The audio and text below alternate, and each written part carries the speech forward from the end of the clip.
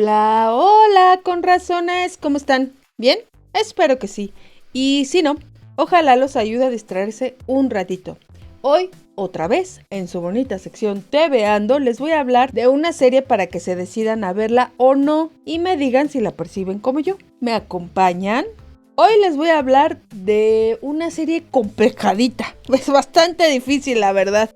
La serie se llama Devil in Disguise, la historia de John Wayne Gacy, que se estrenó en Prime Video hace como 2 o 3 semanas.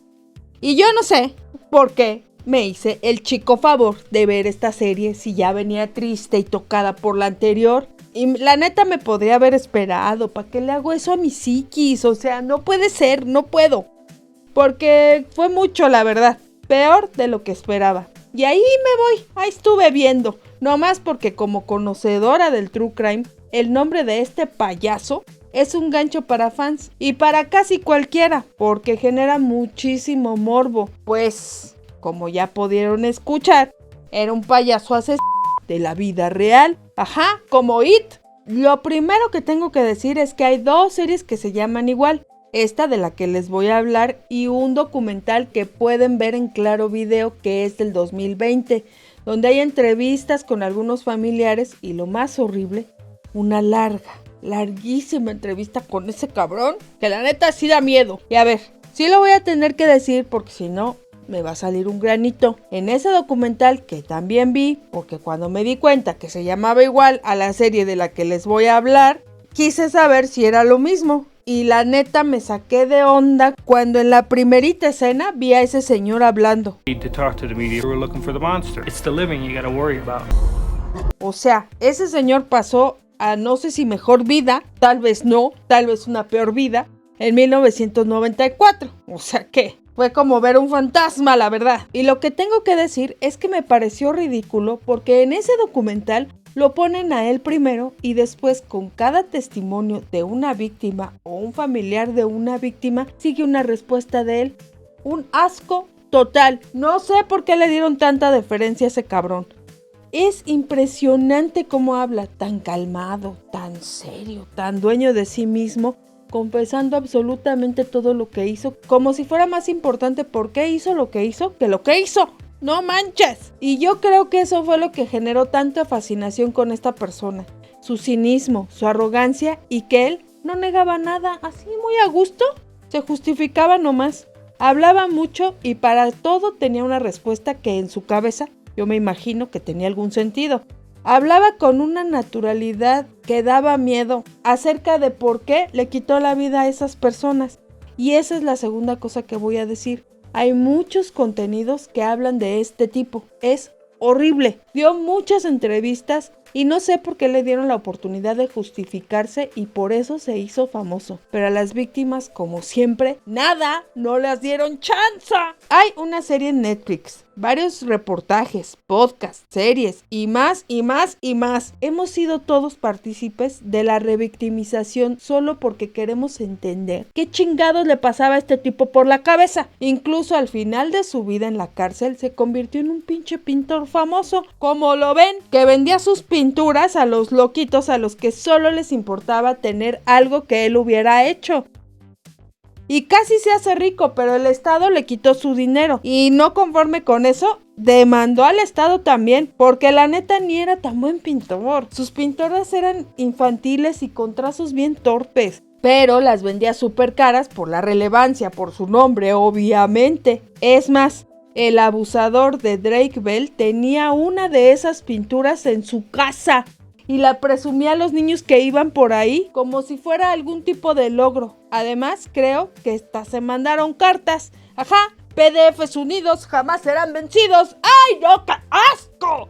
Pero a ver, para los que tienen la fortuna de no saber nada de este cabrón, les haré un brevesísimo resumen. Este güey era el payaso asesino y terminó con la vida de al menos 33 jóvenes que iban desde los 14 hasta los 22 años, a los que no solo les quitó la vida, sino que les hizo cosas horribles. No se sabe a ciencia cierta si hubo más, se sospecha que sí, obviamente, pero adivinen qué, no quisieron investigar más porque cuando lo hicieron fue horrible y la neta no querían meterse en ese hoyo negro. Los culpo un poco, pero no los culpo tanto, porque al fin es la policía, es su trabajo investigar, debieron de haber buscado e indagado mucho más, pero también estaba cabrón, la verdad. Pero en el documental, en el que les digo que está en Claro Video del 2020, sí hablan de esas sospechas e incluso abren la posibilidad de que este sonso fuera solo un eslabón más en una red de personas que se dedicaban a lo mismo.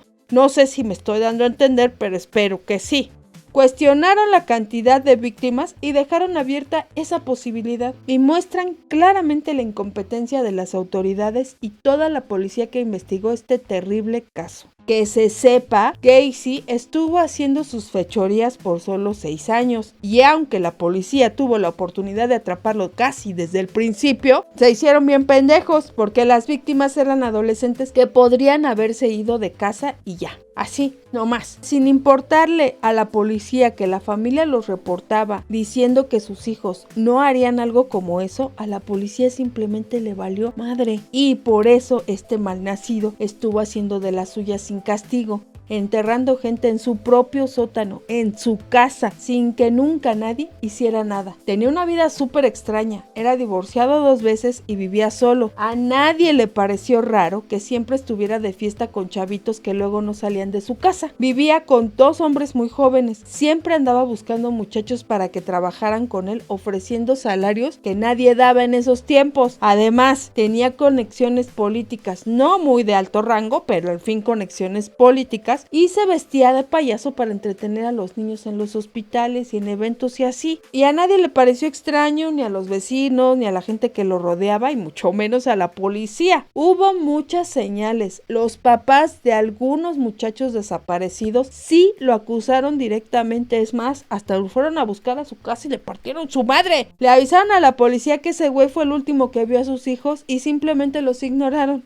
Hasta que la mamá de su última víctima y un detective muy tenaz investigaron y se movieron por todos los lados y rapidito dieron con él, luego, hasta que lo atraparon y en su casa encontraron tantísima evidencia que no pudieron seguirse haciendo pendejos. Lo acusaron y él confesó, por eso fue tan fácil para el jurado en 2 horas, solo 2 horas, condenarlo a... ya saben, a salirse del planeta, a comprar su ticket, pero para el otro mundo. Y eso pasó en 1994. Así, en poquitas líneas, se cuenta la historia de este payaso que era la encarnación misma del demonio, de veras. No le dicen el demonio disfrazado nomás porque sí. De verdad era una mala persona. Peor que un villano de cuento. De veras, este sí da miedo porque era de la vida real. Y esta serie Devil in Disguise, la que está en Prime, nos los cuenta con lujo de detalles en 8 largos capítulos, que como serie de terror hubiera estado bien padre si hubiera sido pura ficción. Pero no, es más, yo creo que hasta le bajaron un poquito a la intensidad porque si no, no lo hubieran podido hacer. Y todo esto pasó en los años 70. Y ese es el primer acierto de esta serie.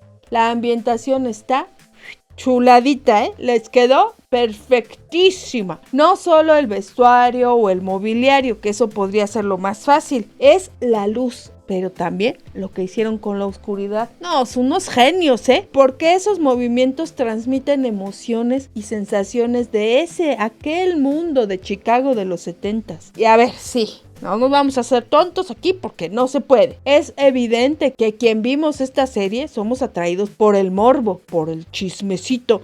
Y porque nos encanta saber cómo podemos diferenciar a los monstruos que están allá afuera en la vida real. Es una atracción difícil de explicar, pero a muchos nos interesa saber cómo es que este tipo de personas hacen lo que hacen y por qué lo hacen, como no sé, para diferenciarnos de ellos, sentirnos un poquito mejor con nosotros mismos, creo yo. Nos engañamos creyendo que nosotros somos los buenos, nosotros somos incapaces de hacer aquello que hicieron esas personas, porque los vemos como ellos, como los de afuera, como los otros, pero estas personas vivían entre la gente normal, o sea, digo yo, y por eso no es casualidad que haya tantos contenidos que se centran en estos seriales, y últimamente este género tomó más fuerza, gracias a que muchos productores han hecho series de estas personas. En particular, a mí me lo parece, Ryan Murphy, que sí se anda pasando un poquito, la verdad. Yo sospecho que padece hibristofilia, que es la atracción por aquellas personillas pegrilosas, especialmente las que quitan vidas y o están en la cárcel. Y Ryan Murphy, la verdad, ha sido muy criticado, cosa a la que me suscribo, porque presenta a estas personitas especiales y peligrosas como si fueran unos sexys muchachones. Y ese es mi problema con sus contenidos. Se cuentan las historias para que empaticemos con los criminales. ¡Oílos nomás! Y que los podamos llegar a entender de alguna manera y les tengamos compasión a las pobres personas que tuvieron unas vidas y unas infancias horribles. ¡Ay, no! Por eso, cuando vi que habían estrenado una serie más de John Wayne Gacy, pensé que iba a ser lo mismo. Aunque ya me están hartando. No, o sea, ya les di muchas oportunidades y siempre me decepcionan. Pero no, para mí esta serie fue un gran descubrimiento. Le dan cara y voz a las víctimas, los representan como fueron en la vida real, al menos a algunos, no a todos. Y esta historia se cuenta contándonos todas las complicaciones y las vidas normales que tenían las víctimas de este hijo de la chingada. Los muestran como eso, como víctimas, personas con vida, con familia, y al final de cada capítulo podemos ver las fotos de las personas de la vida real y el dolor que estos hechos causaron en sus vidas, en las de sus familias y en un montón de gente. Y eso para mí fue muy valioso, fue como refrescante. Dije, ay vaya, por fin, hasta que alguien le está dando voz a las víctimas, que son los que importan en realidad. Por fin una serie que se los toma en serio. Pero oigan, antes de que se vayan a ir, no se me confundan. Esta serie, ya les dije, da miedo. El actor Michael Chernus, que representa al criminal, sácatelas, no me gustaría encontrármelo ahí en la calle, porque sí logra hacer que la piel se te erice, la verdad. Parece tranquilo, pero lo que dice, no manches, sí da miedo. Porque a mí, las partes donde confesaba los crímenes, la verdad sí logró darme asco y un montón de miedo. Capturó por completo la esencia de uno de los criminales más peligrosos de la historia. Además, esta serie muestra sin pena cómo la policía, una vez más, porque ese es su trabajo, le falló a las víctimas, y cómo después de que descubrieron los crímenes de este hombre trabajaron sin descanso. Humaniza a los policías, sí. Y lo difícil que fue su labor sin quitarles nada de la responsabilidad. O sea, sí se muestra que se tardaron días en hacer las excavaciones y que ya estaban todos hartos, claro que sí. Pero también les da por arriba, por abajo, porque ellos fueron los que no hicieron nada. Se muestra con cruda claridad que ni ellos entendían cómo este pinche payaso pudo hacer todo lo que hizo sin que nadie lo detuviera. Ni ellos. Esta serie transmite la culpa de quienes no le hicieron caso a esas familias que les estaban diciendo lo que estaba pasando y nadie los peló. El arrepentimiento y la resignación de quienes no pudieron ofrecer la ayuda que se supone deberían de haberles dado, e incluso las implicaciones políticas y mediáticas que tuvo todo este caso en aquellos tiempos. Pero la aportación más grande de esta serie, bueno, desde mi perspectiva obviamente, es que muestra sin pena la manera en que las familias de las víctimas fueron tratadas por la policía y por los pinches medios de comunicación. Después de todo lo que les pasó, tuvieron que aguantar que nadie les hiciera caso, y cuando por fin se supo toda la verdad, se revictimizó a los fallecidos, suponiendo que eran niños perdidos, que andaban metidos en cosas quién sabe qué bien raras, y que por supuesto eran gays y por eso les pasó lo que les pasó. Porque sí, el hecho de que los desaparecidos fueran niños jóvenes, que algunos eran gays, los puso en desventaja. Los hizo vulnerables, y cuando por fin agarraron a este hijo de la chingada a principios de los 80s, los volvieron a victimizar diciendo que todos eran y que pues tal vez se lo merecían, ¿no? Obviamente, la homofobia por todos los lados. Parecía que eso le daba permiso a este cabrón de hacerles lo que les hizo y a la gente de opinar sobre las familias, las víctimas, y quitarle un poco de la responsabilidad. Y claro, hubo muchas mentiras y exageraciones. Se habló de todo y usaron a estas personas para ganar dinero sin importar su dolor. Lo siguen haciendo, por cierto. revictimización por todos los lados. Y oigan, no importa si algunas de sus víctimas eran homosexuales, si lo hubieran sido y si hubieran sido todas, ¿qué? Ninguno merecía lo que les pasó, no hay una razón que valga. Y pensar que todavía muchos medios de comunicación hacen eso 50 años después. No mamen, o sea, no hemos aprendido nada, ¿qué pasa ahí? La serie es cruda, es poderosa. Está bien ambientada, bien grabada, cada capítulo dura más o menos 1 hora y cada uno es como una película. Hay buenos actores y se ve que hubo dinerito. No le sobra ni le falta nada. Es dolorosa de ver, pero atrapa. Es horrible que lo diga así, pero es verdad. Aunque yo tuve que hacer pausas porque, de veras, a veces no se aguanta. Pero más allá de eso me dejó pensando en que conocemos a estos personajes de la vida real y contamos a sus víctimas como si fueran solo un número. Este güey le quitó la vida a 33 y dicho así parece poca cosa, ¿no? Gracias a esta serie me puse a pensar que 33 no es solo un número, son 33 vidas, 33 historias llenas de complejidades, personas que hubieran podido llegar a ser algo, jóvenes, merecían seguir con su vida. Eran muchachos que estaban buscando trabajo, estaban tratando de sobrevivir y salir adelante, y en muchos casos ayudar a sus familias. A esas edades, a los 15, a los 16, a los 17, eran casi niños que tenían familias, amigos, gente que los extraña y para los que la vida nunca fue igual porque ya no están. Sus familias que los buscaron, que pelearon por ellos y pensé también en cuántos más que nunca encontraron respuesta.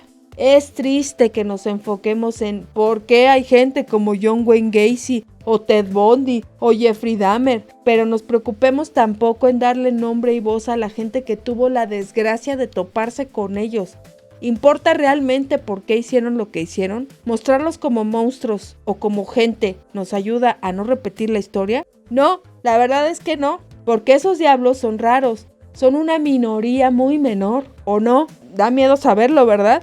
Las víctimas eran muchas más, eran personas en desventaja que sufrieron discriminación y mala suerte de encontrarse con estos diablos. Y para peor, una vez que ya no están, la gente los ignora como si su vida no hubiera importado.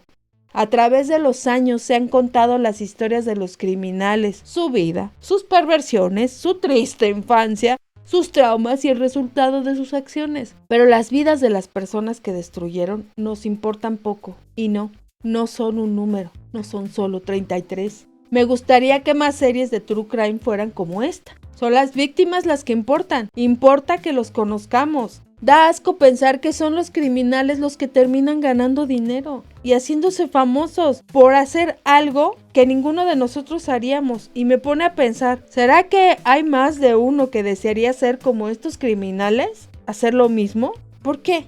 Y por eso supongo que me dejó pensando en cómo deshumanizamos a quienes sufrieron lo que tuvieron que pasar. Y sí, da miedo, sin duda. Esta serie de ficción basada en hechos reales da miedo, asusta. Pero también me dejó la gran lección de que las víctimas son lo que realmente importa. Solo representa los hechos que sí se pudieron comprobar y al final las dudas que quedaron acerca de este criminal y otras posibles víctimas. ¿Y por qué no se investigó más allá? Una vez más, la policía no quería gastar en encontrar más cosas. Estaban cansaditos, ¿no?, de hacer su trabajo, de hacer hoyos en la tierra para encontrar huesos. Y no se necesita mucho análisis para entender que allá afuera, cerca de Chicago, puede haber más víctimas que nunca tendrán la justicia que se merecen. Porque sale caro y porque las autoridades no quisieron investigar. Es imposible creer que esas 33 víctimas fueron las únicas. Que solo se volvió loco por 6 años, así, nada más de repente amaneció y trácala. A un güey que ya había estado en la cárcel solo por 1.5 años, a pesar de que lo habían condenado a 10 años por hacer algo similar a lo que les hizo a sus víctimas. Ese güey a sus 20 años ya andaba haciendo cosas raras. Le gustaba dormir con porque trabajaba en la morgue, o sea, ¿qué onda? Y a nadie le llamó la atención. Y yo no puedo creer que de repente un día a los 28 años por primera vez decidió hacer lo que empezó a hacer. También me cuesta mucho trabajo creer que todo lo que hizo lo hizo solo. porque precisamente el lugar donde estaban las personas sin vida estaba muy pequeño. Era casi imposible que él hubiera podido hacer las cosas solamente él. Y eso también me da mucho coraje, porque allá afuera hay gente que a lo mejor no hicieron todo, pero son capaces.